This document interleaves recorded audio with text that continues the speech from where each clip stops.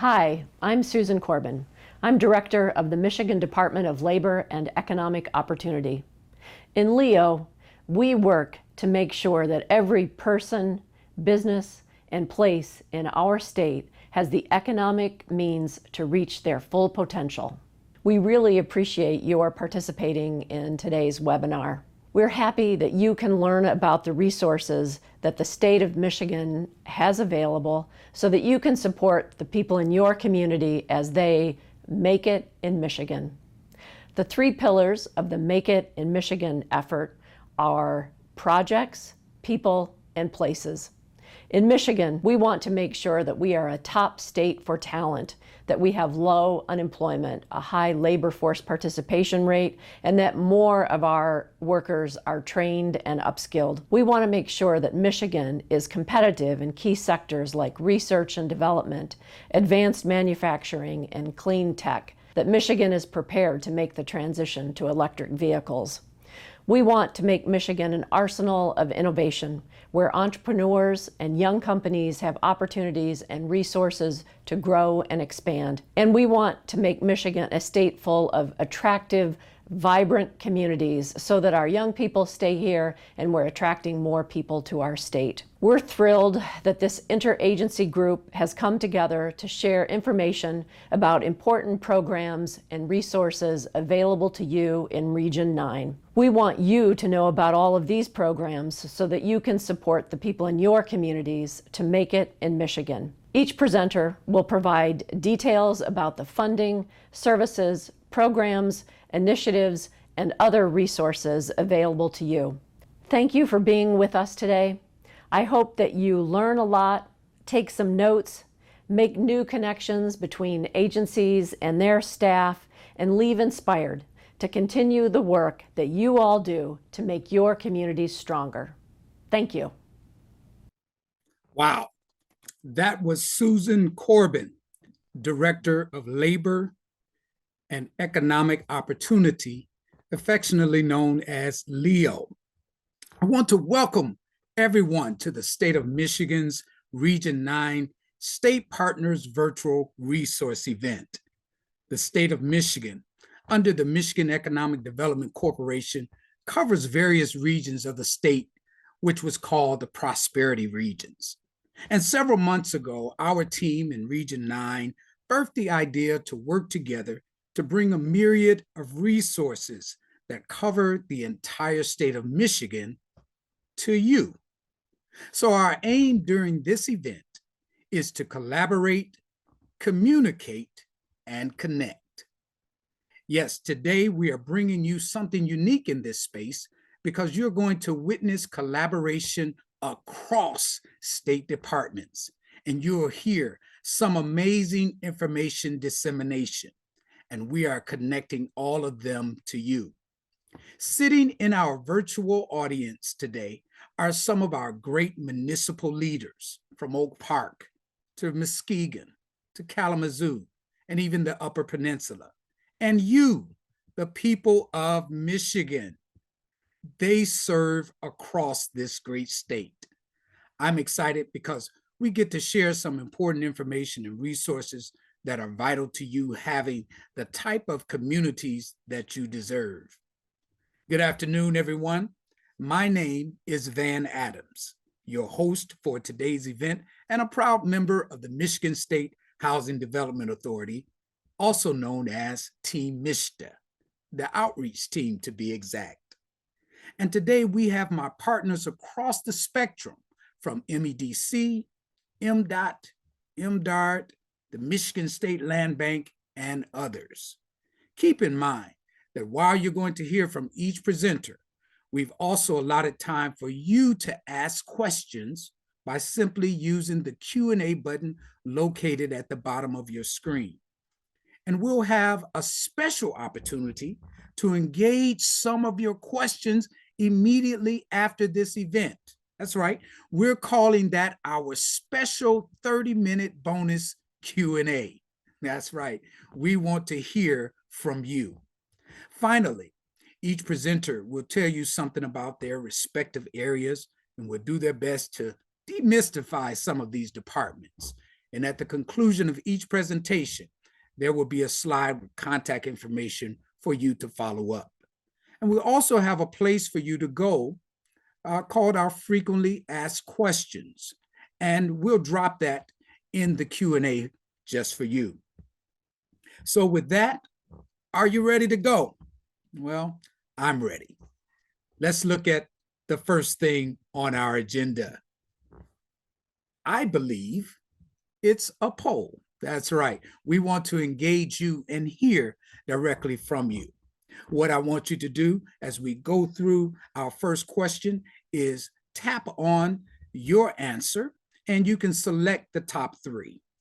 The question asks, what are some of the biggest challenges your community faces in economic development? What are some of the biggest challenges your community faces in economic development? Choose up to three. Lack of funding, lack of capacity. What about blight or affordable housing?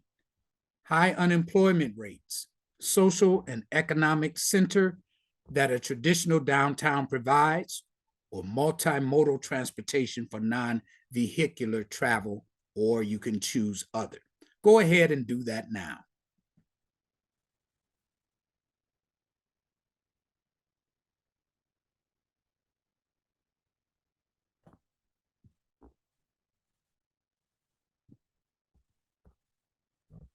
All right.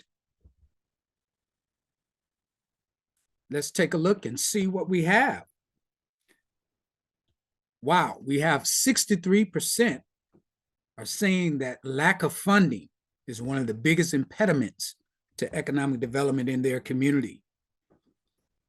We also have 69% that's saying lack of affordable housing is a huge issue. And then the next highest number is lack of capacity, that is staffing and oversight.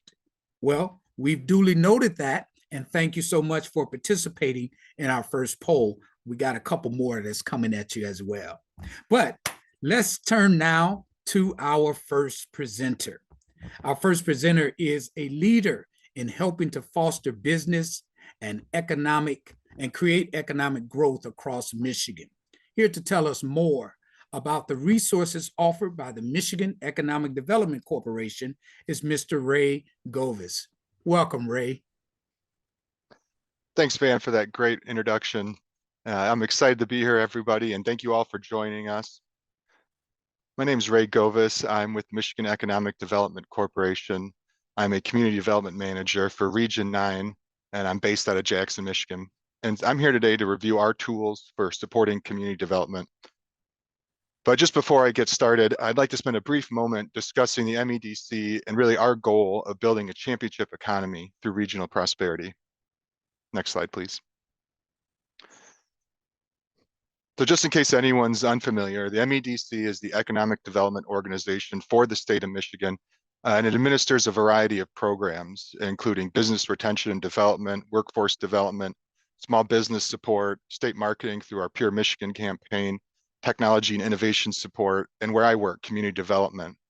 And now traditionally, some of these programs maybe were more focused on a state level, but recently the MEDC has tried to reorganize our internal structure with really that goal of focusing on regional prosperity. And so to that end, the MEDC has hired a community development manager such as myself and a business development manager, along with supervisors, to really focus on the individual needs of each part of the state. Next slide, please. And so as I mentioned, I'm with the community development team, and we like to think we're really working towards developing attractive places. And what that means is that we want to build communities where citizens and visitors would want to live, work, play, and visit. And so really what that means kind of on the ground is that we want to support mixed use developments in a downtown setting or a short walk away that can really be assets to their community. Next slide, please.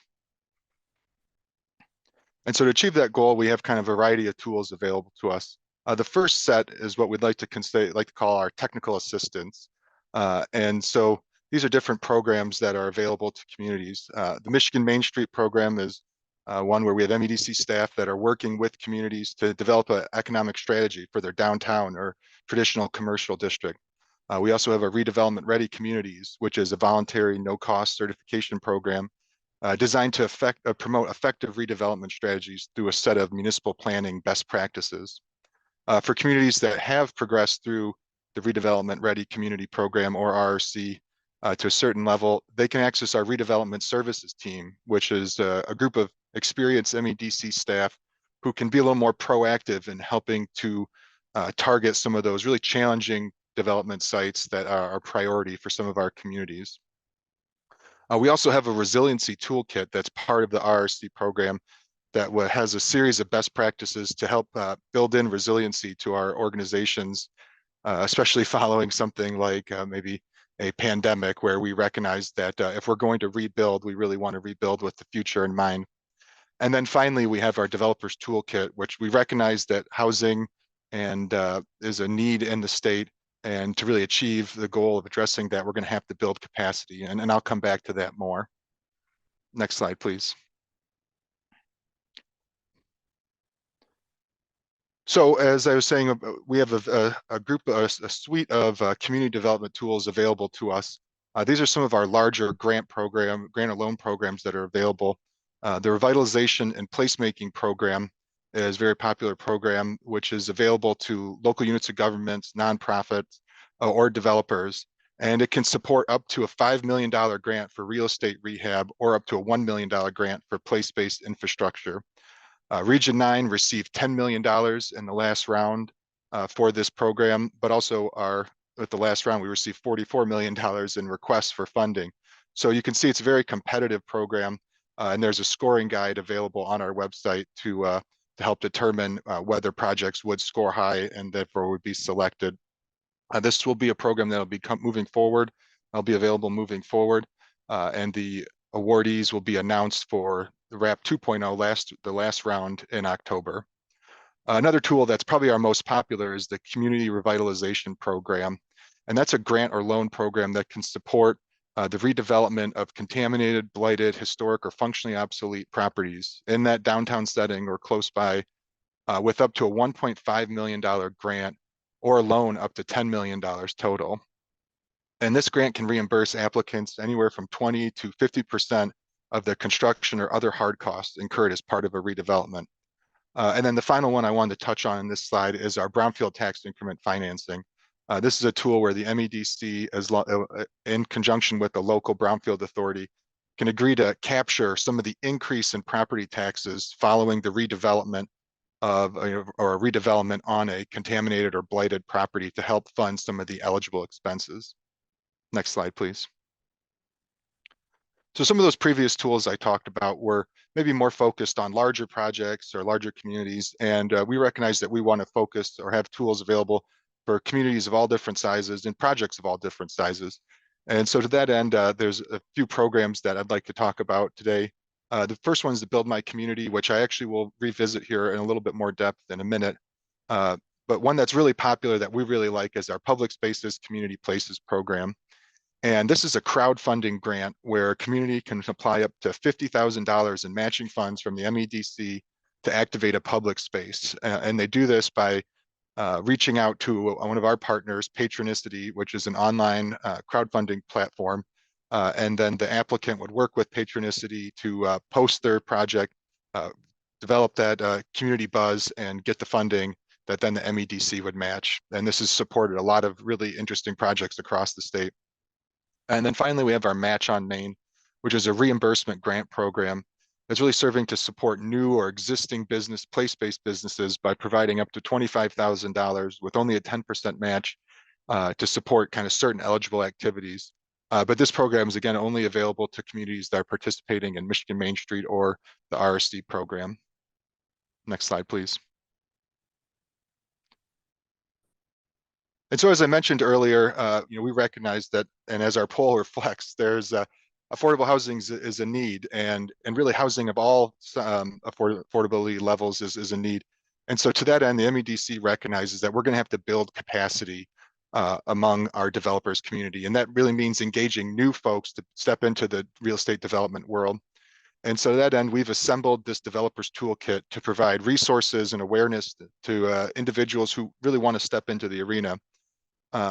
as developers or prospective developers work through the steps outlined on the slide, there's a goal here of trying to provide connections to the different organizations that support developers and services to real estate entrepreneurs who have that limited experience and maybe aren't exactly familiar with the process. Next slide, please. And so along with our toolkit for developers, we've also recently rolled out the Build My Community grant, which is a new program that was designed to support our goal of building capacity. And this is a grant that's really looking to focus on applicants who maybe have only completed 1 or 2 real estate developments in their past, or maybe this is their first one. And it allows applicants to seek a grant for up to 50% of eligible project costs up to $250,000. We also can allow up to 10% of that funding awarded to be available for technical assistance for a developer to retain a consultant to help navigate some of the other challenges associated with a development. Next slide, please.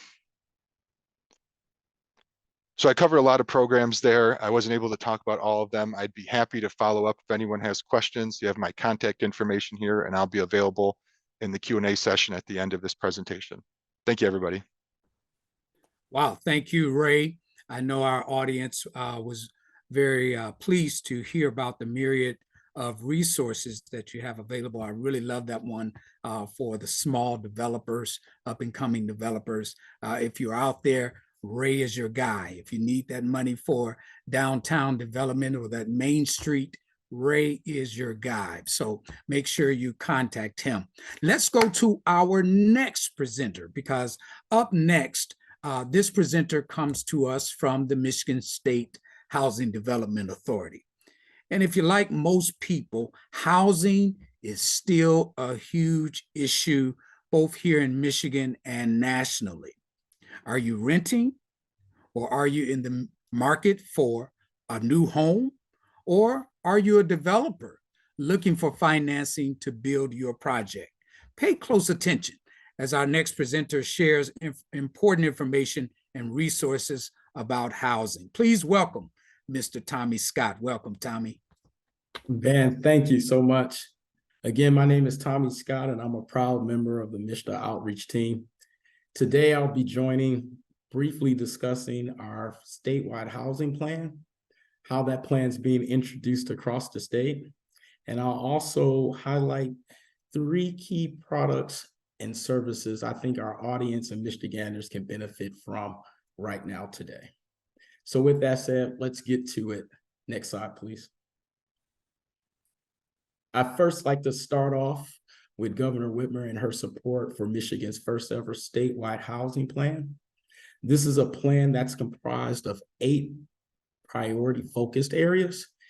Each area has its own strategy and goals in terms of addressing Michigan housing needs.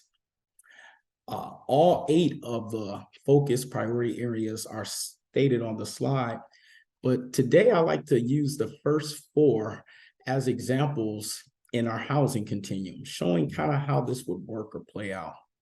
Beginning with preventing and ending homeless.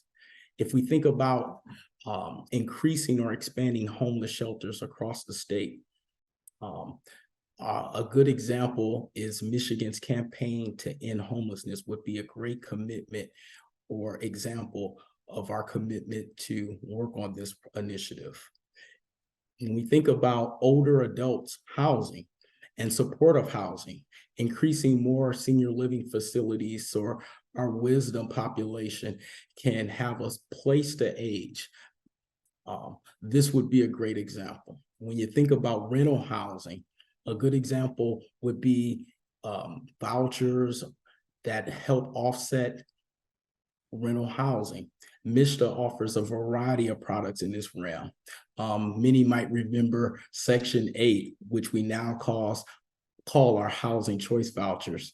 This would be a good example of things we could use to address rental housing. And then as we get to home ownership, again, MSHDA even offers a key to home ownership voucher, which is a tool that could be used for individuals to purchase an approved home. Now, these are just a few examples of how these 8 priorities could affect our housing issues, but there are many more. And I wanted to now talk a little bit more about how the plan is being implemented across the state. Next slide, please. Currently, the state has divided itself into 15 regions. And across these 15 regions, meetings are taking place with individuals from all sectors are coming together to focus on the 8 priorities and strategize them into action steps. Now, when I say all sectors, I mean people from municipalities, the nonprofit sector, the for-profit sectors, and actual residents are all coming together to prioritize and focus for each region what would be the focus to address housing needs. So this is a little bit of how our housing plan is being implemented currently, and I encourage everyone to get involved. Let your voices be heard, because you definitely can have an impact on how this plan is being implemented. I now like to shift some gears and kind of talk about or address some actual products that our audience and Michiganders can benefit from now. Next slide. I like to begin with our My Home Loan products. Now, I know when people hear loan, they might get a little bit apprehensive, but what I want to share about MSHDA loan products is traditionally our low discounted rates are usually lower than your traditional banks or financing institutions. We also have our down payment assistance programs, which allow individuals to borrow up to $10,000 to help with down payment or closing costs. Now, we also have some products that you don't have to pay for. And I like to go to the next slide to get into that. We have an initiative that we call Neighborhood Enhancement Program, which we refer to as NEP. And this is an initiative that addresses a neighborhood or community's specific housing needs. Usually these projects address low and moderate income residents, and usually the products are highly visible and create a huge impact in the community or neighborhood. Now, this year, we're very proud of the initiative because we completed our 1,000th house with NEP. And the next funding window has just opened up as of yesterday. Next slide. The last initiative that I'd like to mention today is our My Hope initiative, which is a statewide initiative that allows individuals funding to assist with home repair or energy efficient upgrades. Now, you're capped at $25,000, but things like new roofs, new windows, or a new furnace all would be good examples that fit into this program. Now, in order to implement the program, My Hope has identified what we call subrecipients. These subrecipients are entities that allow residents to come and apply and seek approval for their project. So far, My Hope has identified 42 subrecipients across the state and has received up to 1,700 applications from residents across the state for review. Now, this is a statewide initiative, but one city, Detroit, has the initiative and they implement it a different way. They refer to the program as Renew Detroit. So if you're in Detroit and you want to take advantage of My Hope, you would call it or refer to it as Renew Detroit. But everyone else across the state, this would be the My Hope initiative. Now, I mentioned 3 MSHDA products or initiatives that we have, and I also talked a little bit about the statewide housing plan, all of which will have links and contact information at the end of this program. Now, MSHDA has a number of resources, so I encourage the audience and Michiganders to go look at our website, to contact us, and find products that can help serve their housing needs. And with that, I want to turn it back over to Van. Hey, Tommy, thank you very much. I know that there are some of you that have questions about housing. It was a lot to cover in such a short amount of time, but you have the opportunity to ask your question. Just put it in the Q&A right there, and we'll try and answer it. And if not during this space, we still have that 30-minute bonus space that you can ask your question, but we need you to get it in now. Take advantage of this opportunity to ask those experts. All right, let's move along now, because we have our next poll. Our next poll. This is the opportunity for us to hear from you. Our question is, within your community, what would you consider as your most important housing need? Is it housing stock, home ownership, additional rental housing, or older adult housing? You can only choose one this time, but go ahead and choose your most important housing need.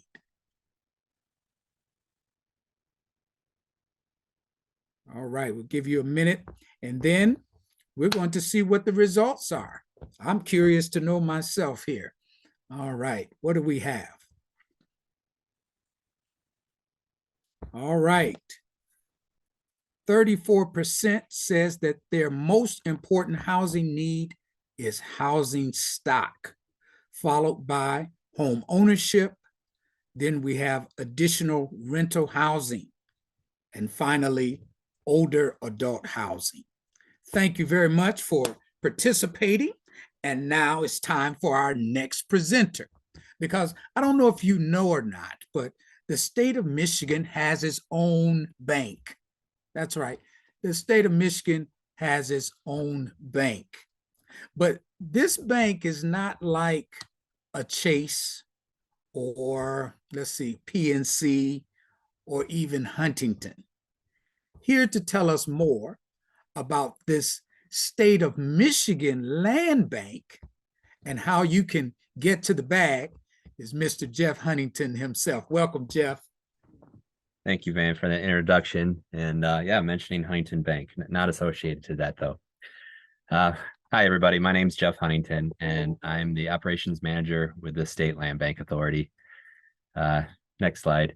Before I get into the programs that we have, I did want to kind of give a little background on the land bank and what State Land Bank is and other land banks around the state.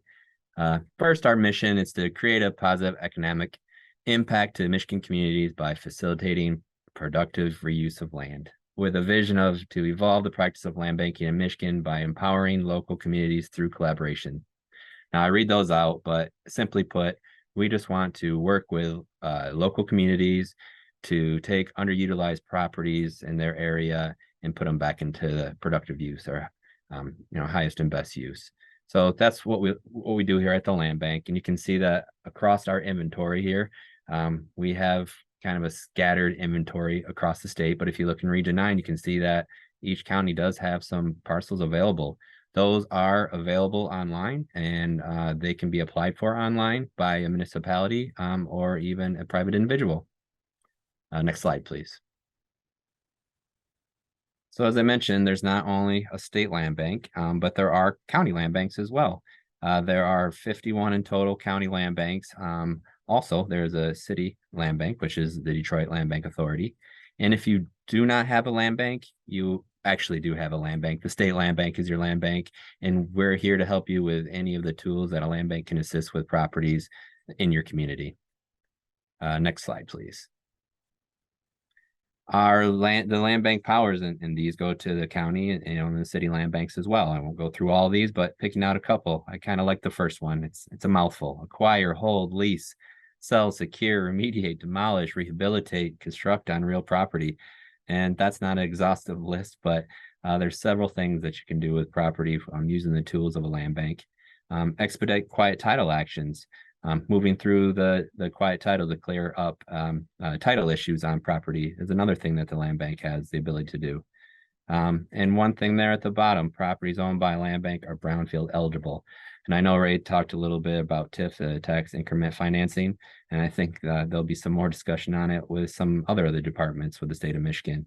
There are many activities that are involved in that, and the state land bank actually can assist through all of those. And so we can learn more about those, and I'll show you how below when we get to a new slide. But as a Michigan Land Bank, what they cannot do, just a simple three things. We cannot have anything to do with casinos.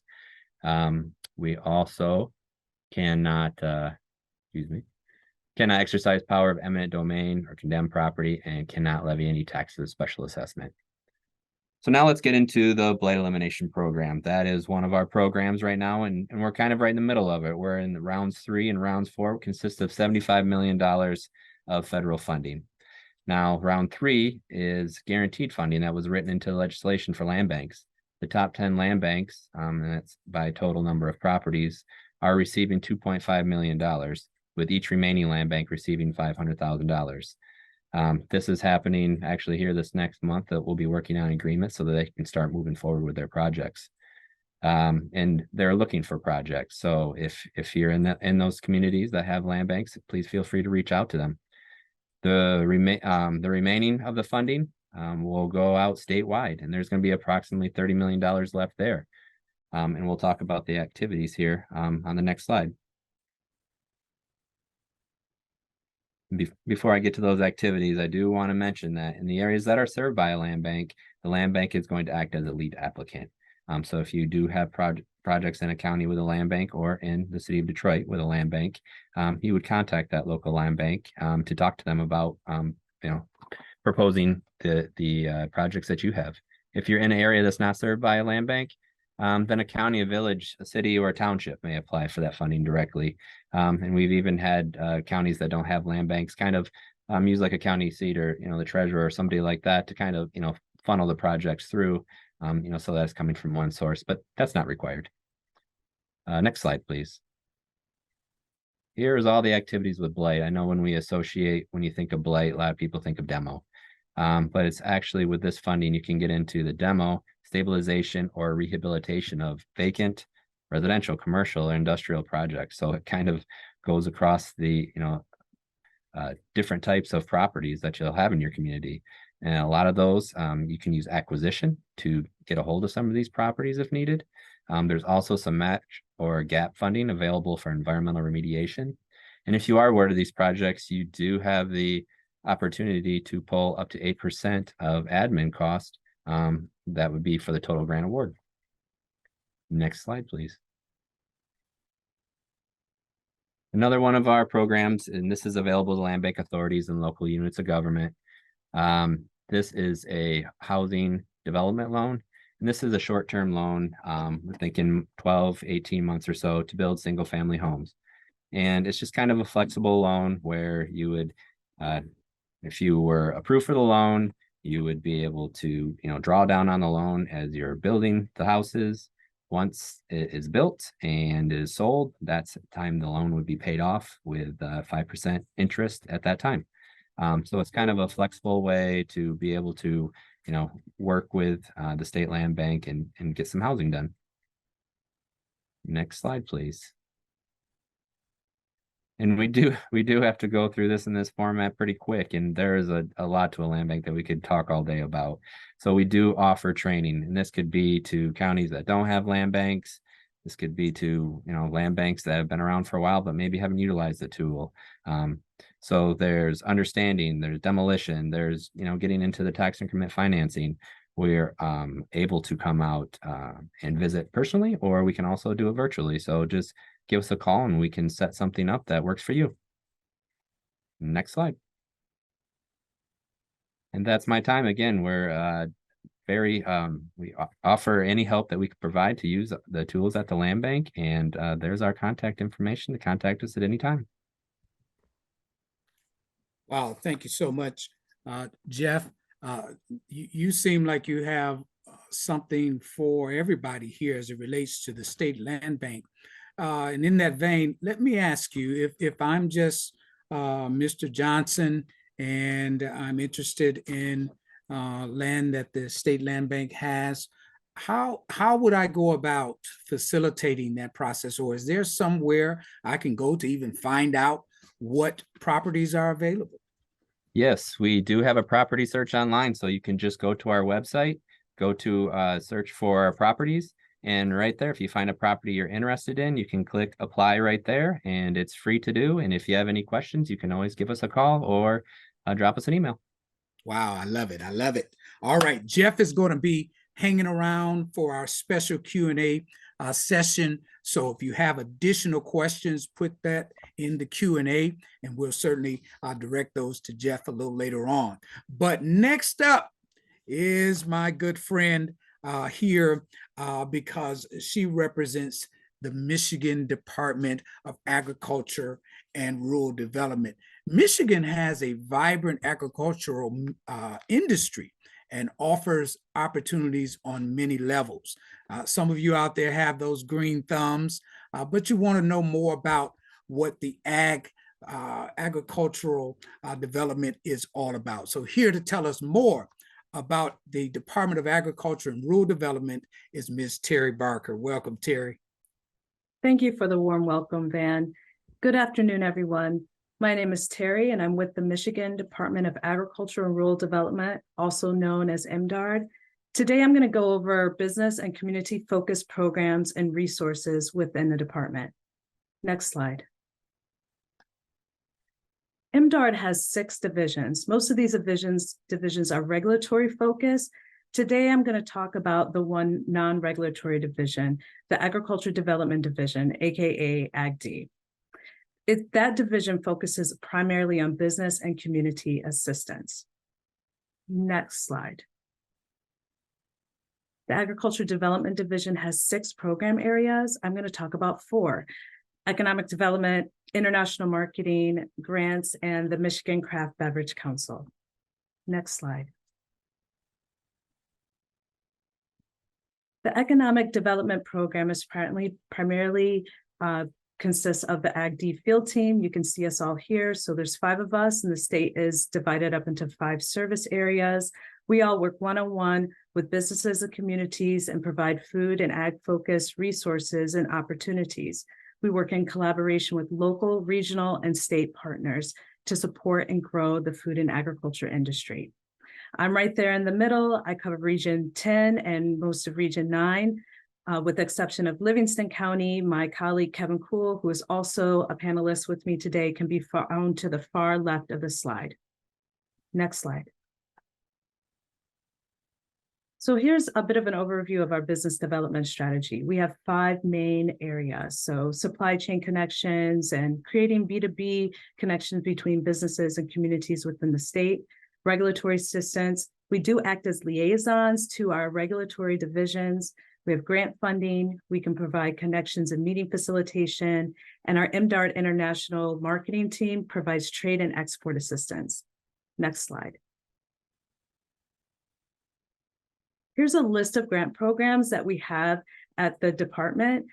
There are many of them, but I'm just going to talk about the 3 that I feel like are most applicable to Region 9. The Value-Added Regional Food Systems Grant, the Rural Development Grant, and the Food and Agriculture Investment Grant Program. Next slide. The Value-Added and Regional Food System Grant is an annually competitive grant, usually opens in February, closes in April, and our awardees are out in August. We actually just released our 2023 awardees a couple weeks ago. On the for-profit side, we're focused on value-added producers or food processors. And on the nonprofit side, we're primarily focused on food hub development or similar projects that have to do with food access and nutrition. This grant, you can get up to $100,000 with a 30% match. Next slide. So we also have the Rural Development Fund grant. This is also an annual competitive grant like the value-added grant, but it's a bit more broader in that it really applies to most land industries and the rural areas of the state. So those projects can include infrastructure development, rural capacity building are just 2 examples of those things. You know, one thing to note with this is that only businesses and communities within counties with less than a population less than 65,000 people can apply. And in Region 9, there are only 2 of those counties that are eligible, Lenawee County and Hillsdale County. For this grant, there's a $100,000 maximum you can get with a 30% match. Next slide. The Food and Agriculture Investment Program is the last grant program I'm going to talk about. This is primarily used for large dollar processing expansions or similar projects that have a widespread impact on the food and agriculture industry. The minimum total investment to be eligible for this program is $75,000, and the maximum grant incentive that you can get from this program is $250,000, and that's for projects of $10 million investment or above. Projects are approved at the Ag Commission meetings that happen every other month throughout the calendar year. Next slide. MDART has an international marketing program that provides support such as export education, market research, and expense assistance. Next slide. Some of the activities with the international marketing program that businesses can utilize are trade missions to China, Australia, Korea, as well as trade shows where they're able to get subsidized booth space to shows such as the National Restaurant Association show and Sweets and Snacks. Next slide. The Michigan Craft Beverage Council was created in 2018 and supports beer, wine, spirits, cider, and mead sectors.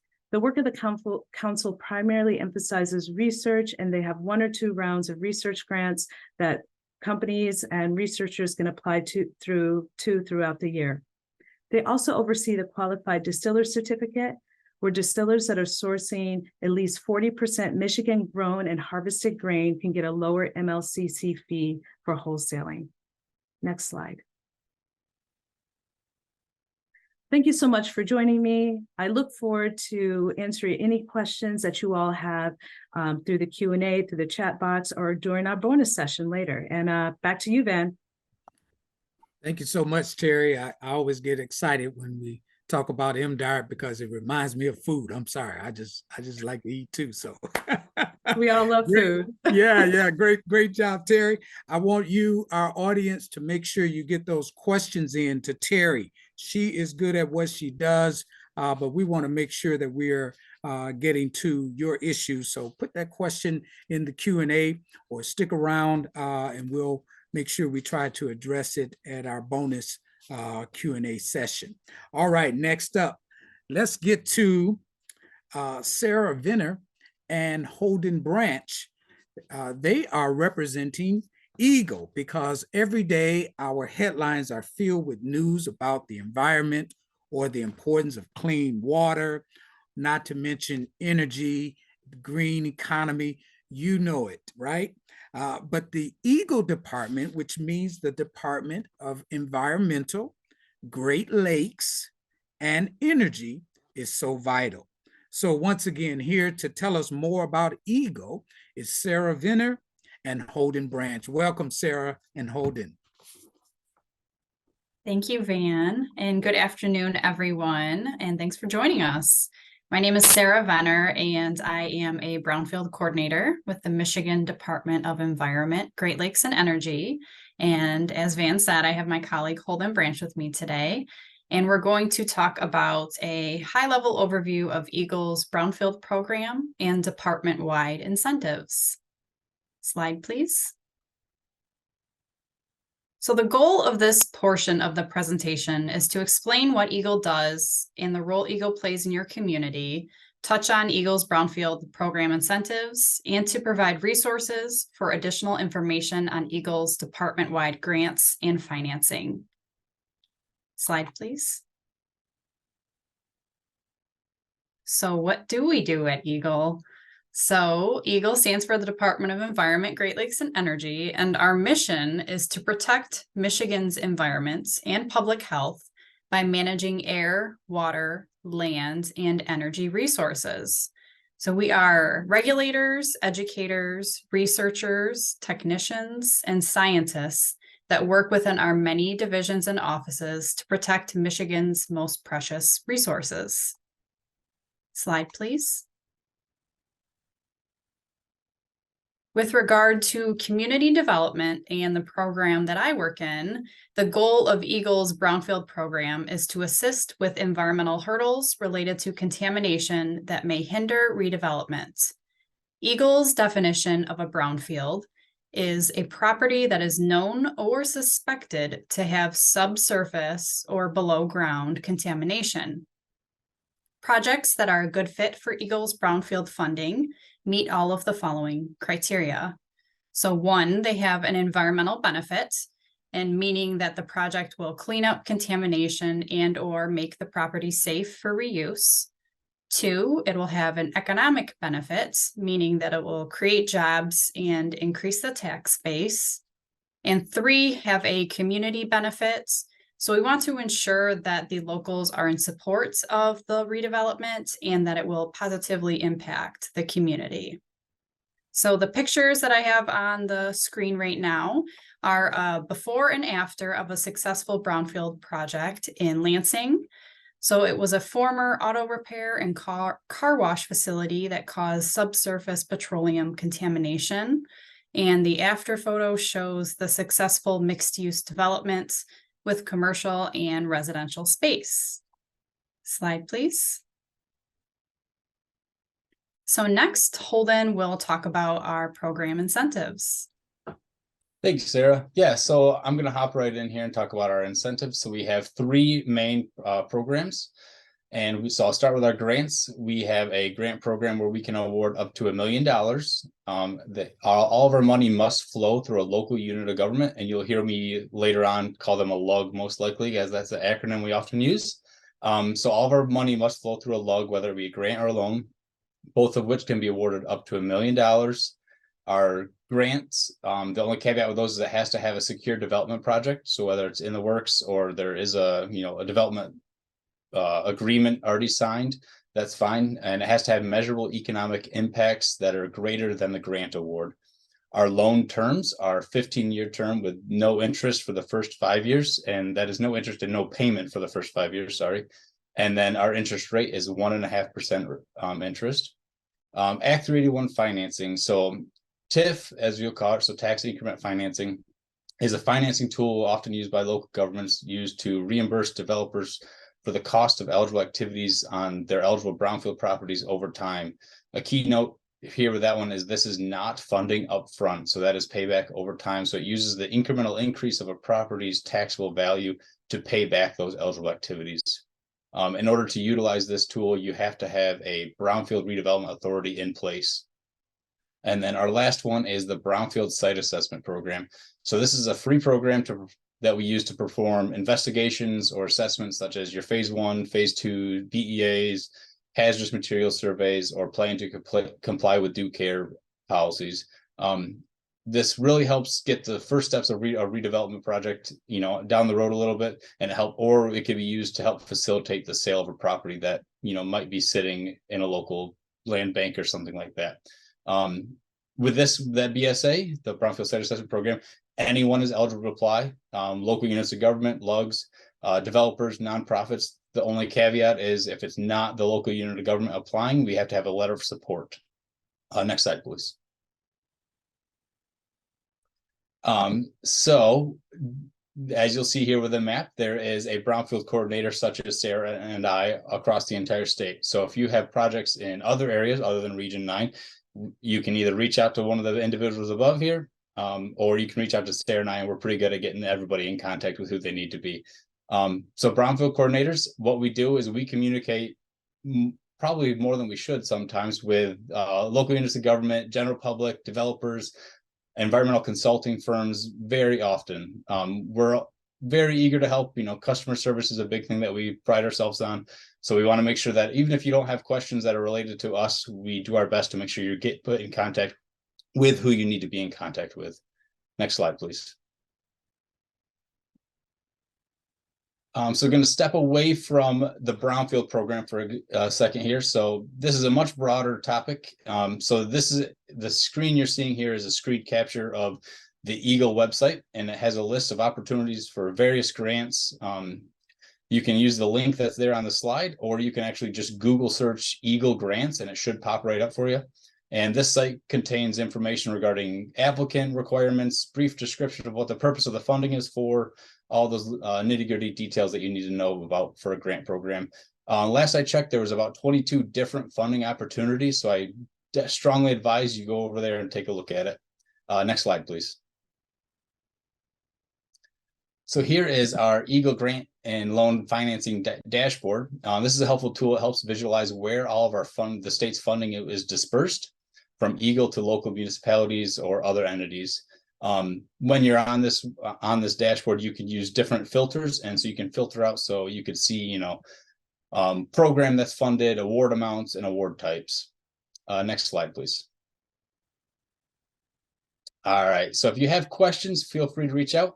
I do want to make one quick note on this slide here. So that 800-662 number is the Eagle general number. So that will not go directly to Sarah and I as a Brownfield coordinator. That'll be an Eagle all. But Sarah and I's contact information is there at the bottom. If you have any questions, feel free to reach out. We're eager to help. Thank you so much. Back to you, Van.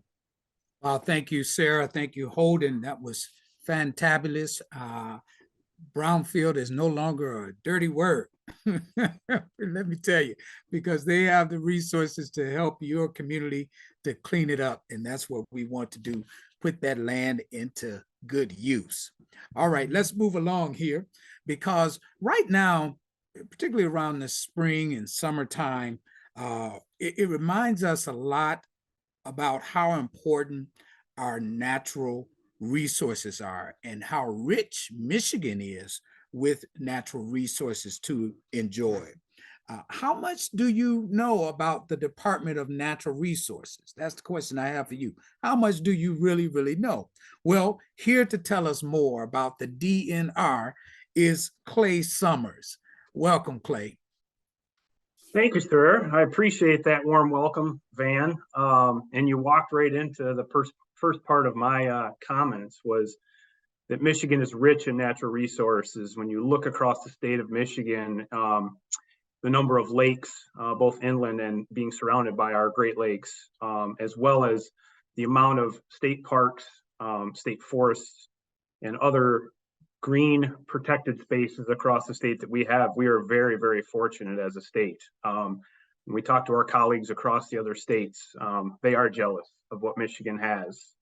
Even some of those that sit out in our western flanks of this country that have mountains and whatnot. But I would say that Michigan is an envy of other states in our natural resources. So as Van said, my name is Clay Summers.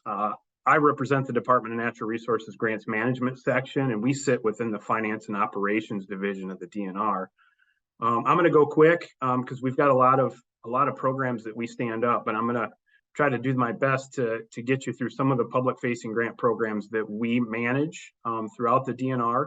And I just want to share quickly our mission of the department. And the Michigan Department of Natural Resources is committed to the conservation, the protection, management, use, and enjoyment of the state's natural and cultural resources for current and future generations. And I want to put a focus on that we are not only looking at today, we're looking at our future generations through some of these funding programs. The Michigan Department of Natural Resources strives to be a nationally recognized leader in protecting natural and cultural resources, ensuring sustainable recreation use and enjoyment, enabling strong natural resource-based economies, improving and building strong relationships and partnerships, and fostering effective business practices and good governance. And I would just like to highlight that we administered our grant programs to help make communities healthier, safer, and more vibrant. These public-facing grants I'll talk about enable you as a local partner to promote the lifestyles we all enjoy by providing not only recreational opportunities and land conservation, but also enhanced wildlife and aquatic habitat, as well as to help ensure public safety. Next slide, please.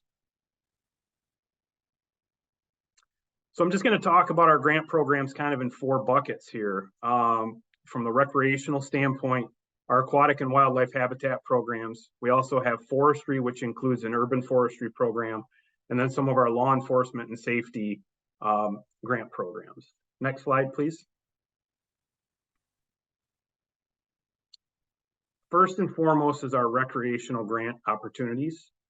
The grants highlighted on this slide provide for financial assistance, and I'll use the term that my friends from Eagle used, to LUGs, the local units of governments, and in some cases, universities and other public entities, to not only acquire land for parks and open space, but to develop outdoor and indoor recreation facilities, maintain, improve, renovate existing recreation facilities as well.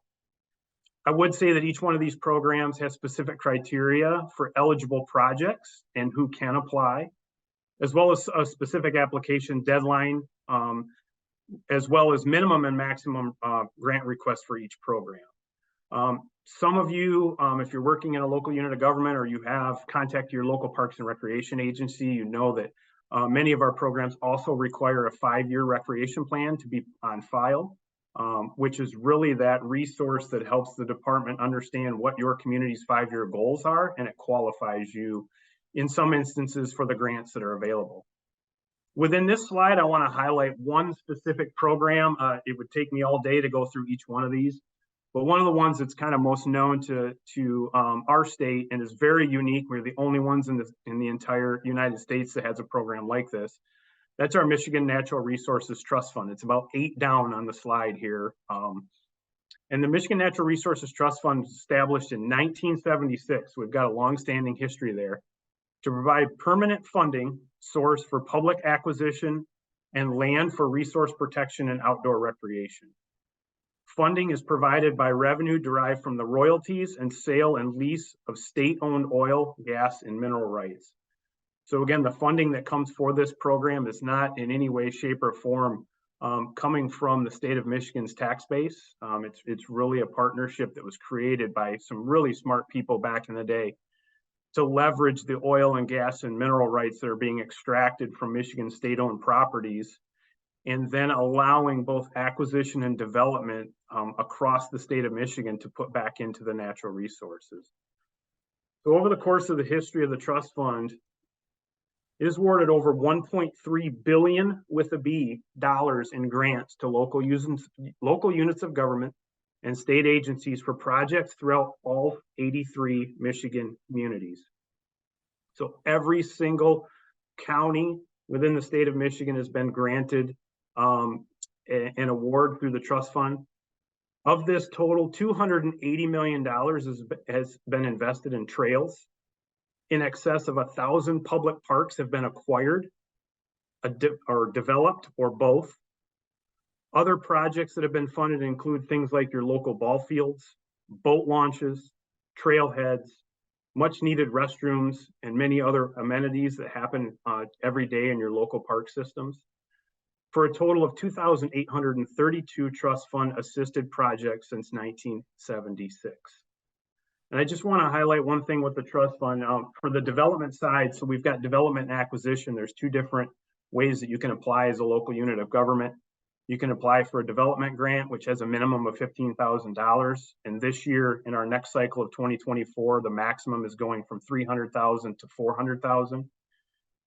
As well as you can apply to acquire property. So you may be a local unit of government that has a small chunk of property that lives next to an already existing park that you own and operate, and you might want to expand your park property.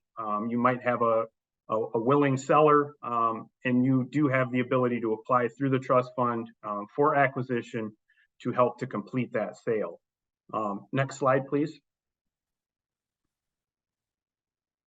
Next, I want to just kind of focus in on a few of our aquatic and wildlife grants. And we've kind of boxed in 3 of these, and this is really just to let you know, if you go to our website, these 3 programs, aquatic habitat, dam management, and habitat improvement, all now live under the Fisheries Habitat Grant Program at the bottom. So we do have the pages still active on our website, but I just want to draw, if you go there, they all live under the Fisheries Habitat Grant Program. The purpose of the Fisheries Habitat Grant Program is to improve desirable fish and other aquatic organism populations by protecting intact and rehabilitating degraded aquatic habitat.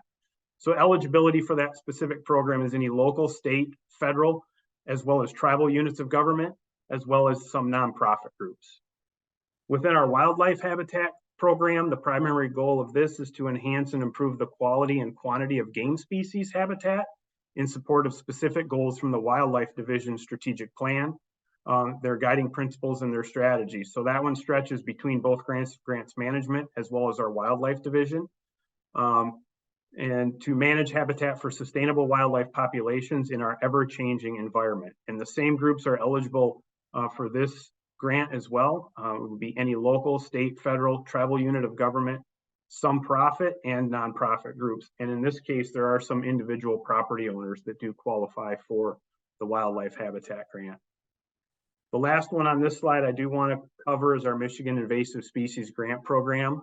So we all know that invasive species are a major problem that our department, as well as Eagle and some of our other partner agencies, are dealing with across the state. And it's a combined effort to control some of the things that are happening. So this program provides dollars and funding to address strategic issues of prevention, detection, eradication, and control for both terrestrial and aquatic invasive species in Michigan.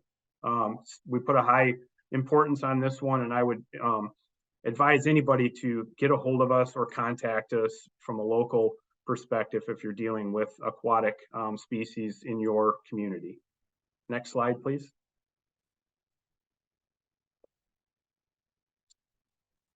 Our forestry division also operates a pretty robust forestry grant program. This specifically does not fall under our section of management, so it directly falls within our forestry division. But grants are available to assist with both urban and community forest issues, private forest stewardship, as well as volunteer fire departments, believe it or not, are available. The community forestry grant supports urban forest projects for both local governments, in some instances schools, and many other organizations. The DTE Energy Foundation tree planting grant provides funding to increase the number of properly planted and maintained trees within DTE Energy Services territories. Michigan Volunteer Fire Assistance provides funding to assist fire departments in acquiring firefighting equipment for local communities. And next slide. I guess that was it. That's all I had on that one. Next slide. So believe it or not, we also have some funding streams that go out to our local law enforcement agencies, and these specific subset of grants are eligible to county sheriff's departments. The one I would really focus in on is our Marine Safety Grant Program. This program is one that we do manage through our grants management section, and this is to provide equipment for all 83 counties for any sort of marine safety equipment they may need. That can include boats, kayaks, any sort of watercraft, as well as provide dollars for education and public education around safety in our waterways. So a very important grant program, but only available to our county sheriff's department. Next slide. So again, we're running through these really quick as we're all on kind of a short time frame, but I wanted to just say thank you. And we're going to drop a link into the Q&A that will actually drive you directly to our available grants page, and you can click on that. That gives specific contacts and phone numbers to every grant that the DNR operates, both the 9 public-facing grants through our grants management section, as well as the other 11 grant programs that fall within our other divisions throughout the department. As well as there's a DNR email there, DNR-grants@michigan.gov, that is operated and managed on a daily basis, and information is distributed to the appropriate member of our team to help answer any questions you may have. Thanks, Dan, or thanks, Van. Back to you. No, thank you, Clay. Appreciate that. A lot to cover in such a short amount of time for the Department of Natural Resources, but Clay is your guy. We want you to get those questions in the Q&A, and we'll certainly come back to that and try to answer some of your questions. But for our final department, which is, in my estimation, famous for its emphasis on roads and road repairs, but the Michigan Department of Transportation offers other resources you need to know about. And here to provide some valuable information is Ms. Caitlin Yost. Welcome, Caitlin. Thank you, Van. I'm happy to be here and speak with you all and be with all of my colleagues who I have already learned a lot from. You should be seeing a poll pop up here, and it's going to ask you what you think the most pressing transportation concerns you have in your community are. So you can select two, probably all of them apply in most communities, right? But I'm interested in seeing where this group falls, so we can sort of highlight which programs might match best with this. So if you wouldn't mind advancing to my first slide, I'll let the poll go for a moment while I just speak briefly about an overview. So I work in the Office of Economic Development with MDOT. Similar to what my colleagues across the state have mentioned, we do not manage all of the grant programs that MDOT has available. In the FAQ page that was put at the very early end of the chat, you'll see in there a link to all the grant programs within MDOT.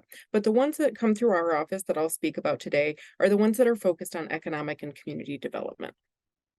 So checking out the poll here, it looks like 52% of this group say public transit is an issue. 59% say the road condition is an issue, and about 27% and 21% respectively make references to multimodal transportation.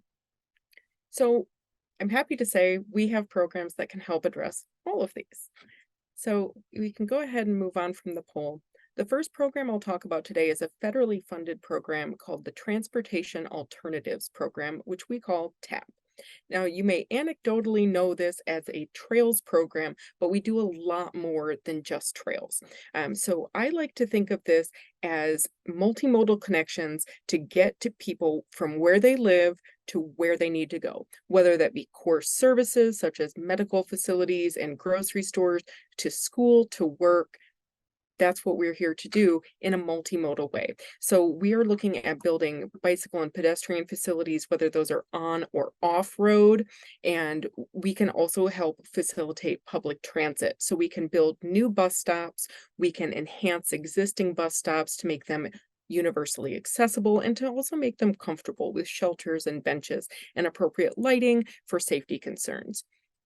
One of the things that we also do is traffic calming in streetscapes. So they can be considered activities that will beautify your downtown, but they have another component, which is safety. So if you add bump outs with plantings, and if you add mid-block crossings for pedestrians to have greater access crossing the street, or medians in the road to create a shorter distance for crossings. These are all things that will make your downtown more beautiful, but it will also make it more safe and accessible for multimodal travelers, not just single user vehicles. We also, in this category, in this grant program, do historic preservation of transportation facilities. And this is really to honor Michigan's rich history. So whether that be brick roads, bridges, or railroads, we've even restored a historic steam engine. So this program can really cover a wide variety of projects. And one of the things I love to highlight is that it can be paired with an existing road project. So if you are already planning road projects in your community, and depending on who you're with, that may be this year, that may be a 5-year plan. You may be looking at the long range plan, but looking ahead to those and finding multimodal ways to add facilities into those projects, this is a great funding source to help you do that. Next slide, please.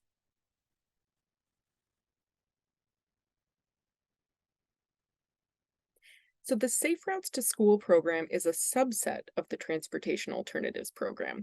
And this one is a little different because it offers the opportunity for a 0% match on construction.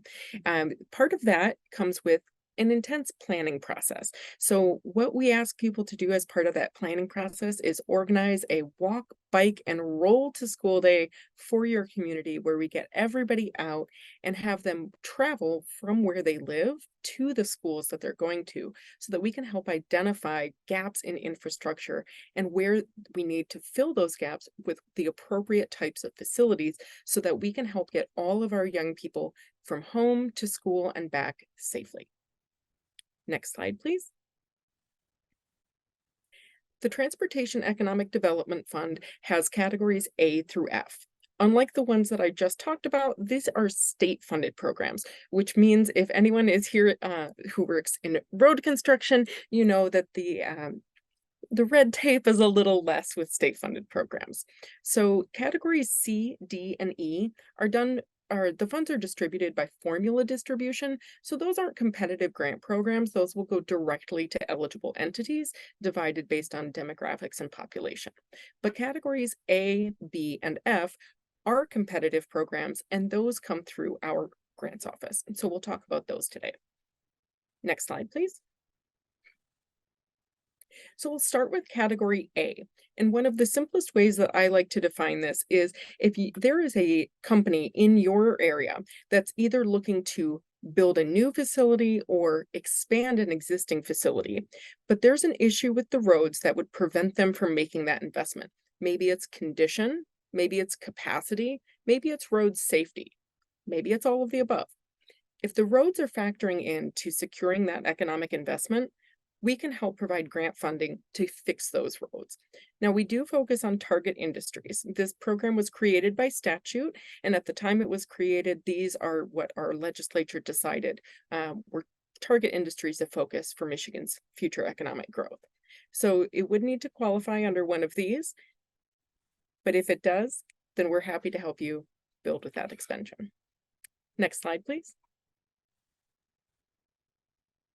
So category B is very different. It is designed for our smallest communities who generally receive the lowest amount of road funding. So it's really a funding gap program for cities and villages under 10,000.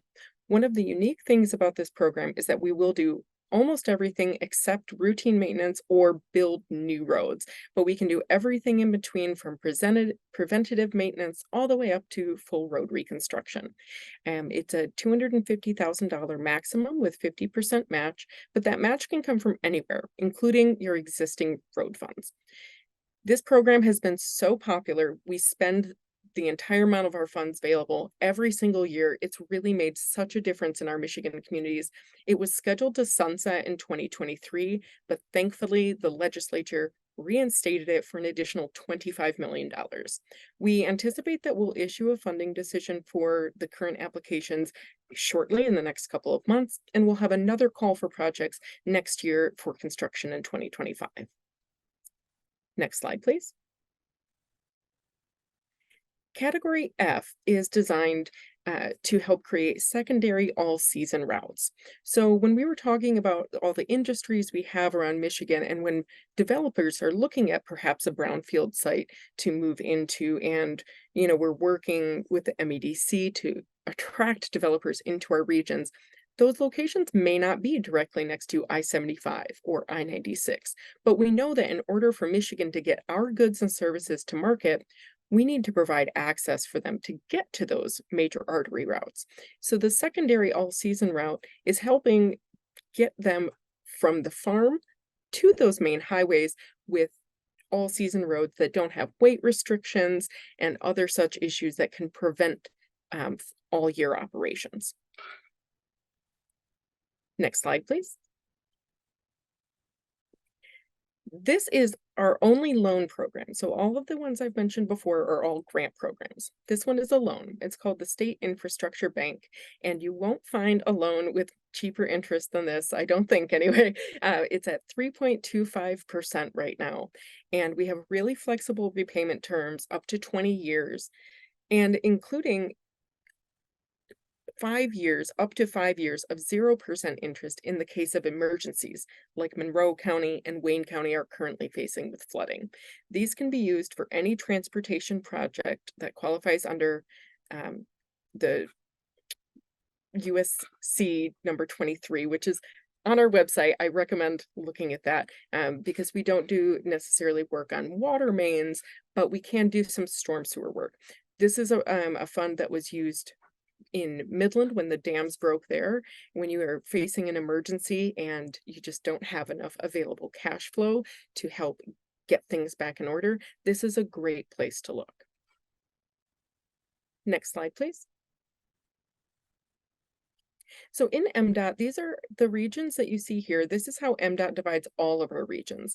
So we have region offices, and we also have transportation service centers throughout the state to organize how we plan our road projects, and we divide ourselves in our office in the same way. So you'll see on the left, we have all of the grant coordinators from our office and the regions that they help service.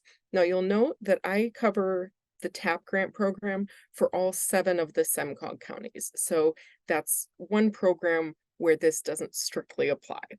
But we spend a significant amount of our time working with local communities to discuss upcoming projects, to look at long-range plans, identify projects that could help potentially qualify for one of our grants, and find ways to help make more connections. So we would love to hear from you in your community and see what you have coming down the road and what we might be able to help you with so that we can build together. Van, I'll turn it back over to you. Wow, thank you, Caitlin. Such great information coming from MDOT.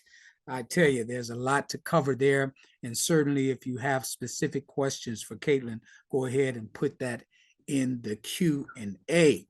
All right, well, that's really about all the time we have for this portion of our program. I hope that you can take advantage of some of the many resources that are available. And this program has been made available to those, or will be made available again, this recording, to those who registered. And also we want you to look out for a survey coming to you very soon, because we would like to hear from you about how we can make this event better. Remember, our aim today has been to collaborate, communicate, and connect. So if you have to leave, thank you again on behalf of all of the state partners for joining us. As a matter of fact, most of you have been here the entire time, so we really appreciate that. And now, guess what? It's time for our bonus Q&A session where we get to answer some of your valued questions. So let's get to our first question. My trusted colleague, Ms. Rosemary Myatt, has sent me some of your questions. The first one is going to be directed to our land bank, the state land bank. So that would be you, Jeff. And the question is, can a community development corporation or nonprofit become a land bank recognized by the state? Let me repeat that. Can a community development corporation or nonprofit become a land bank recognized by the state? I actually did just I hit send on that answer to answer that question, but I can answer it out loud as well. So only a county or a qualified city can be a land bank that's recognized by the state. But there are many different ways, formally and informally, that those entities can be involved with the land bank. And one of those could be being on the board of the land bank.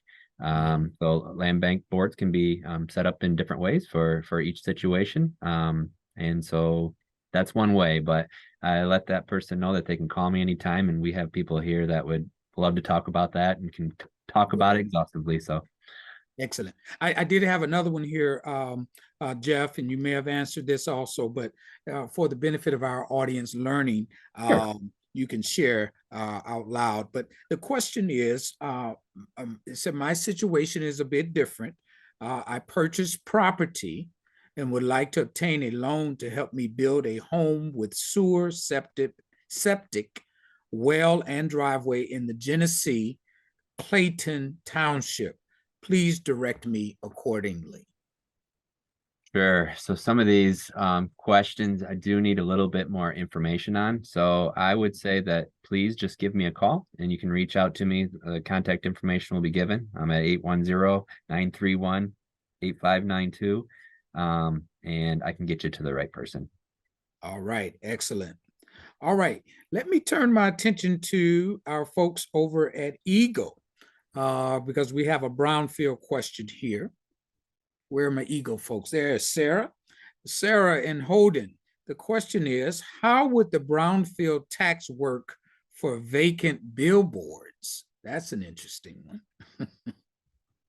Yeah, so I would kind of echo what Jeff said. So that's a pretty unique question. The goal of our brownfield funding is to help redevelop contaminated properties. So I believe I answered that one. I would just encourage them to reach out to the brownfield coordinator in their area, and we can chat more about specifics. All right, very good. You may have answered also these questions around Act 381. Most of us don't know what that is, so perhaps you can shed some light there. But it says, what is the status of Act 381 amendments? Sure. So yeah, we did send a response to that in the chat. So that is our regulation that deals with our tax increment financing. So that was recently amended to include some MSHDA and housing components. So we're currently working through how those amendments would impact our process. So we'll have to get back to Michelle on like a timing of that. All right, excellent. Thank you so much, Sarah.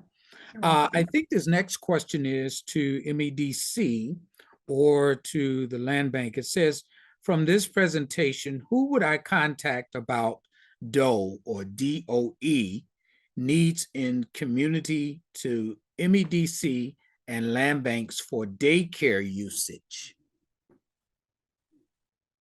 I believe that's directed to MEDC or the land bank. Yeah, Van, I didn't quite understand the question, but I did respond, and whoever asked that, if you just want to reach out to me directly, I provided my contact information in the response to the question. I'd be happy to discuss that specific challenge, and we can reach out to any of our state partners as needed. All right, thank you so much, Ray. All right, let's move over to the DNR department. You may have seen this question. It is, does DNR have grants for phytoremediation? Phytoremediation. That's the question for DNR. Where are my DNR folks at? I think that's you, Clay. I'm not able to get my video to work, but hopefully you can hear me. I think I can't hear you, Clay. Go ahead. There we go. It's probably because I didn't turn off, so the host turned me off earlier. Yeah, Van, I think we did send a response. Sharmi from my team is also in here and was responding to the questions. And I'm not sure if maybe that's an Eagle question. Our DNR forestry grants are mainly for like reforestation and urban forestry. So we would be willing to entertain a call on that to help understand a little bit more, but I'm not sure that might be an Eagle question as well. Okay. Well, thank you very much. Let me see here. Our next question would be to regarding brownfield, and you may have seen this also. Would the brownfield tax work for, we mentioned this already about the billboard, okay. And this one is from Monica also. The property had a contaminated house before I purchased it and has had an old septic system that needs environmental concerns, especially the abandoned well. Please advise.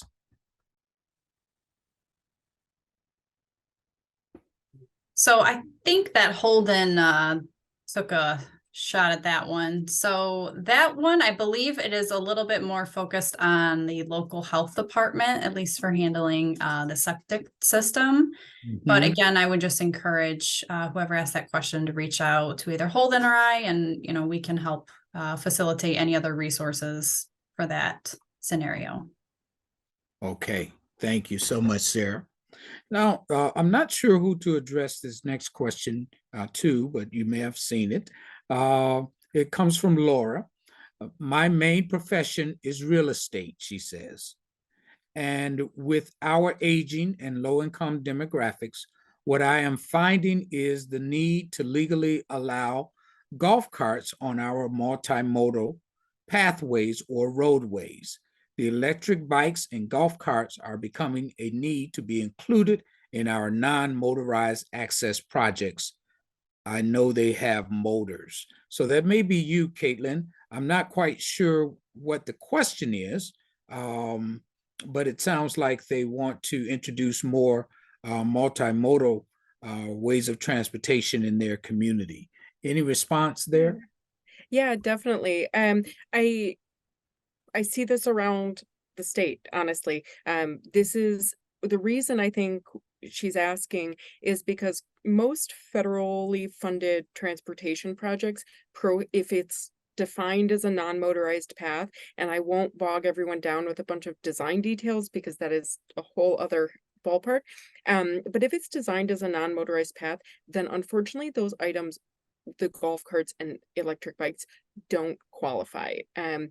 That being said, I don't know how much a local community is policing that. So I see electric bikes when I'm out riding on trails.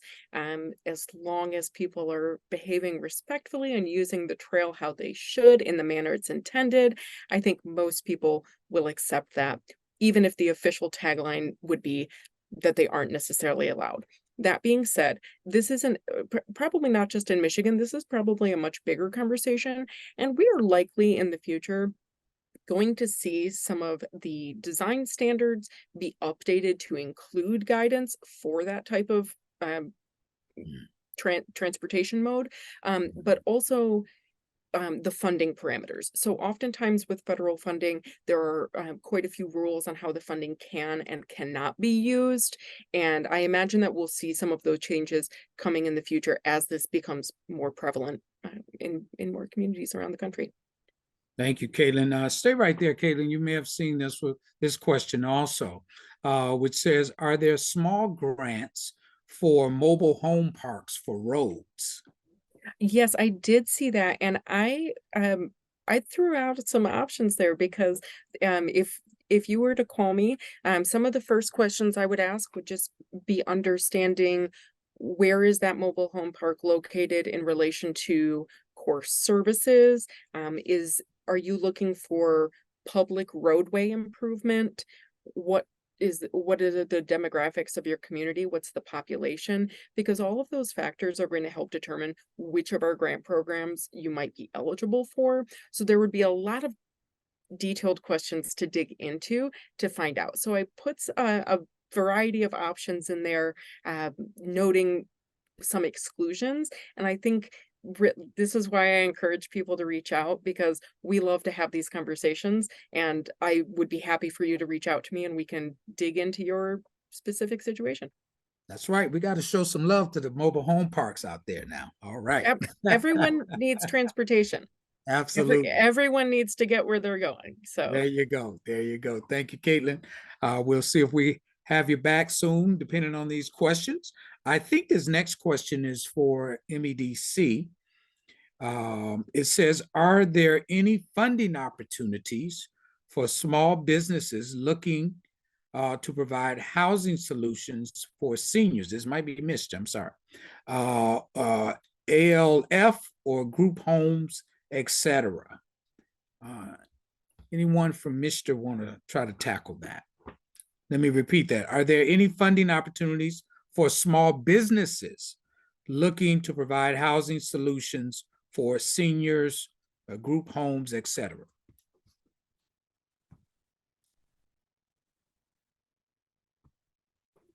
All right, you guys got to take yourself off mute. Anyone from MEDC or MSHDA? So Van, I can jump on for MEDC. We don't have programs that specifically focus on seniors. Most of the MEDC's projects are looking to support market rate housing. But again, we do have a variety of programs that are looking to support housing products or housing projects. And so we'd be happy to discuss the specific vision that question that the person asking the question has, and they're welcome to reach out to me, and then I'm happy to touch base with our MSHDA friends to determine exactly which agency would be best able to answer their questions. All right. Thank you. Yes, so much. Van. Go ahead, Tommy. I'm sorry I cut in, but yes, Van, I'd be happy to encourage or give my contact information so I can connect with the interested parties and connecting them to the sources that is working on the initiative for our Wisdom citizens. So there is an initiative and we definitely can connect them.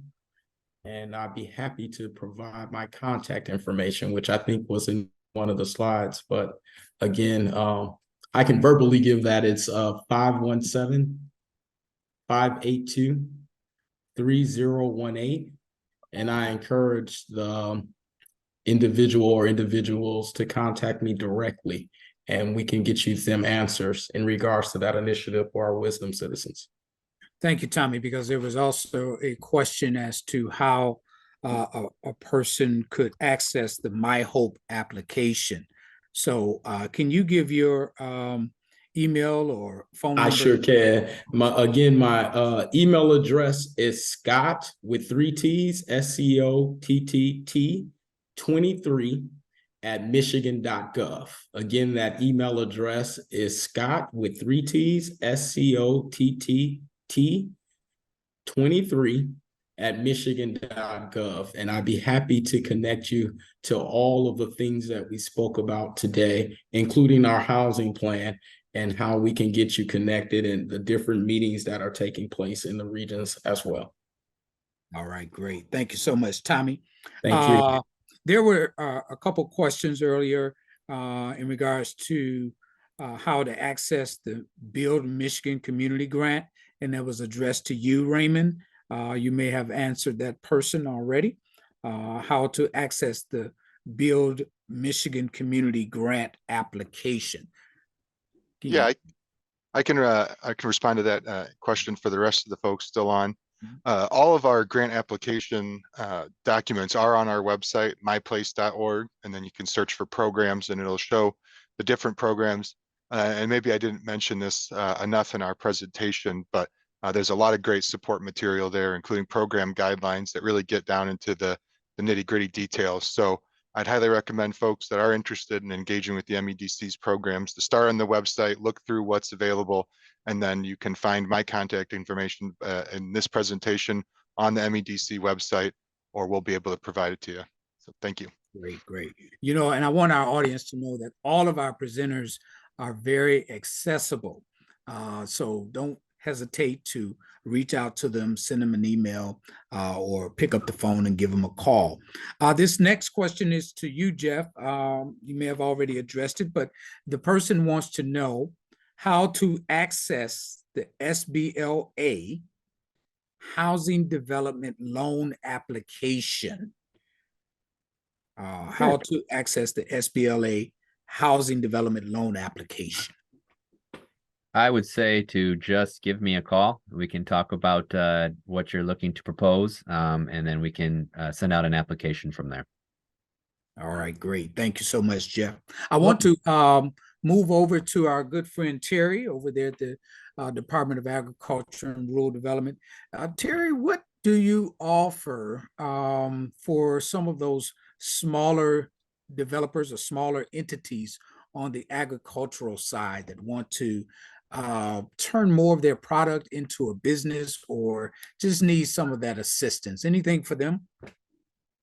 Yeah, so if say a farm is growing product, well, let's start, say if a business is creating a product, a value-added product, and they would like to start selling it, it's been really a big hit with their family. One of the things that we educate people on is the cottage food law, which allows you to sell directly to customers without having to utilize a commercial kitchen. So that's one of the pieces that would be through our food and dairy division. And if someone has maybe already started at the farmer's market under the cottage food law, they could, look at getting wider markets. And that's something that we can talk to them about, or send them over to our partners at MSU Product Center, who often work with startup businesses in the wholesaling space. And one thing that we can do is help connect them with an area inspector as they move into a commercial facility, so that they can produce products, so they can sell not only directly to customers, but wholesale. Wow. And then I guess the last thing I'll say about that is for beginning farmers and gardeners. I did get a question about this. Someone wanted to start a grieving garden in the Detroit area. There are local resources. We don't typically work with a lot of startups, but say like in the city of Detroit, you can utilize the support of Keep Growing Detroit. They're a fabulous organization. For $50 a year, you can get all the plants, cold and hot crops that you need, and you can get soil testing. So we do have a lot of resources just in our network. But for us, we don't work a lot typically with gardens or food businesses that are just getting started in the agriculture development division, but there are some permits and licenses and sort of rules that they need to be aware of. Mhm. That's great to know. Thank you so much, Terry. You're welcome. Our next question comes from Ruth, and she asks, are there funds for a 501c3 repair / replace an elevator in the headquarters, community center, laundromat, or cafe? Are there funds for a 501c3 to repair or replace an elevator in their headquarters, community center, laundromat, and cafe? So I'm hoping you can decipher her question, but she's looking for funds for her nonprofit. Tommy, is that something perhaps that the neighborhood enhancement project, does that apply to that? Well, depending on where they're located, there's could be some possibility for some energy efficient upgrades, but I would contact us and so we can get you directly affiliated with the My Hope initiative. And we would also need to find out who's the sub-recipient in that area and kind of connect them that way. So if the person would mind contacting or following up with me, again, I can give my contact information. I'm at 517-582-3018. And you can also email me at Scott23 with 3 T's, SCOTT 23 at michigan.gov. And we'll get that answer for them. Yeah, that's great, Tommy. Appreciate that. This next question is to our EGLE experts. And the question is, do you know when the IRA / EPA funded utility rebates and incentives program will be released to the public? Sarah, can you help us out on that? It's a great question, Van. I am actually looking into it right now, so I hope to send a response in the chat soon. All right, very good. We got some sophisticated folks out here. They know about that, where to find that money. So this is Holden with Eagle. I just responded to that question, and I sent a link for an EPA green infrastructure. They have a lot of their new information there with like a what's new blurb. So I hope that helps a little bit where they can follow and see kind of more what's coming with those incentives. All right, great. Thank you so much, Sarah and Holden. All right, our next question is a good question from Dominique. It says, I know there was a state of emergency enacted by the governor's office in regards to the storms and tornadoes we just experienced. Are there any resources available here today to assist homeowners with damages sustained to their property? All right. Anyone can take a stab at that? I don't know if we have anyone that specifically addresses that, but anyone want to give an educated answer there? Okay. If not, we'll try our best to come back to that, Dominique. That may be a question for our utilities, but and we do work with them, but we may not be aware of any direct assistance at this time that's available. So let's move on to our next question. It says, how do I reach the state land bank? I serve as a volunteer on the DTE Low Income Solar Council, and we're looking for vacant land in Detroit, Highland Park, and River Rouge, pursuant to the settlement agreement with the Michigan Public Service Commission and DTE. Do you have a contact you can direct me to? Why don't you give them their contact again, Jeff? Sure will. Oh, verbally? Sure. Actually, you reach out to Jim Tischler. He's our development director, and his phone number is 517-242-4376.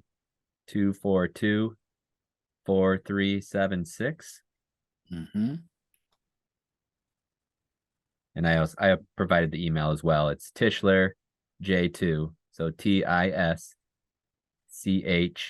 lerj2@michigan.gov. All right. Thank you so much, Jeff. And I know you probably already answered that, but for the benefit of our audience, I really appreciate that. No problem. All right, we got time for just a couple more questions here. So let's get to it. Lakeisha says, hi, does DOT or TAP, TAP funding include funding for multiple EV charging stations for multi-use development projects? I think that's you, Caitlin. That is me. So the TAP program does not, but there are other grant programs that do. And I hate to punt to Sarah or Holden, but I'm fairly positive that Eagle does have some EV charging station funders. We also, through MDOT, we have the National Electric Vehicle Infrastructure Program. Right. So that provides dedicated funding to strategically deploy EV charging infrastructure on an interconnected network. So you may have seen that Governor Whitmer led the Michigan DOT to identify our electric corridors. And so there is a plan in place to install EV chargers to make that connected network. And there are opportunities for local communities to join in on that as well. If you go to the FAQ that the MSHDA comms team has put into the chat, I think they did it a couple times now, good for them. Then if you go to there, it has a link to all of MDOT's grant programs, and that's on there. And I don't know if Sarah or Holden would like to speak to anything that Eagle may have to offer in that department. This is Holden. So for the EV, that would fall under, I would advise go to the michigan.gov/Eagles/regulatory assistance/grants and financing, or easier, just Google the Eagle grants and it should be one of the first items that pops up for you. And in that long laundry list of different funding opportunities that are available at the state through Eagle, right now I'm looking at there is a energy sponsorships incentives grant and loan program. That I would definitely look there. Oh, right there in the purpose, EV charger installations. So that's where I would advise you to take a look at. Hey, there you go. Appreciate that. That's good stuff. All right. Got a few more minutes here. Tommy, a question for you, and you may have seen this. How do we get involved with groups discussing Whitmer's statewide housing plan in Alpena? Yes, I tried to mention that in answering the last question, but I wanted to refer individuals to MSHDA's website and typing in our statewide housing plan. It gives you a real detailed picture of our 15 regions. And it also provides some contact information in regards to where you can go when the meetings are. And because some areas are in their third rounds of meetings, some are in their second. And because of some of the weather, things have been kind of rescheduled and things of that sort. So I don't want to misquote. I want to give you the direct. And so we go to the website and look into the statewide housing plan. It can give you some more detail, and you can also follow up with me so we can also get you the direct answers. All right. Thank you, Tommy. Tommy, while I have you, we had a question in regards to Angel here, who has a building that she'd like to use to house homeless and low-income people, but she's wanting to know if there's any funding available for rehab. Is that another NEP possible connection, at least for some of the funding? That's definitely an NEP initiative or a program that I would look at first. And I believe we put the contact information for NEP, and the next round of funding has just started as of yesterday. So this would probably be a good time, especially if you already have a project that's ready to go. It totally seems like it fits into the realm of NEP. All right, great. This will be our last question because we're up against time here, and I'm posing this to MDART, Terry, or DNR. They said they have a large set of grain silos that are owned privately. but whose owner donated adjacent land for a Rotary Park? Are there grants available to help paint the silos with a public-oriented mural? Wow, that's interesting. Yeah, Van, we did respond. Our programs don't generally support even public art. So generally art isn't necessarily a part of it. So I'm not sure if they'd want to go back to their local. Generally, when they're named Rotary Park, it's in conjunction with their Rotary Club, and there's been some funding exchange there. They might be able to talk to them about that. I'm a little unsure there, but public art generally doesn't fall within the realm of funding for any of our programs. All right, thank you, Clay. Any comments I there, can- Terry? I'm sorry. Yeah, I would say I align more with Clay on his comments, and that MDARD grants aren't used for public art. I would look at this from the community aspect. It looks like Ray's jumped on. Ray, are you gonna weigh in on this too? Yeah. So our Public Spaces Community Places grant has supported some of the artwork that was part of the Bright Walls Festival in Jackson for the last few years. And so again, that's a crowdfunding grant. It's a matching grant. So if there is community interest, please reach out to me, and I could connect you with Michaela, who's our contact at Patronicity. But depending on some of the focuses, or the location of the project, and a little bit more of the details, we may be able to support that. As I mentioned, since we previously were able to support the Bright Walls Festival in Jackson through that same tool. All right, thank you so much, Ray. We really appreciate that. As you can see, folks, our resident experts here today aim to please and want to make sure that they answer some of your questions. And we really appreciate all of you that have had an opportunity to get those questions in today. Unfortunately, we're out of time, but if we didn't get to your question today, I'm sure we'll be following up with you in short order.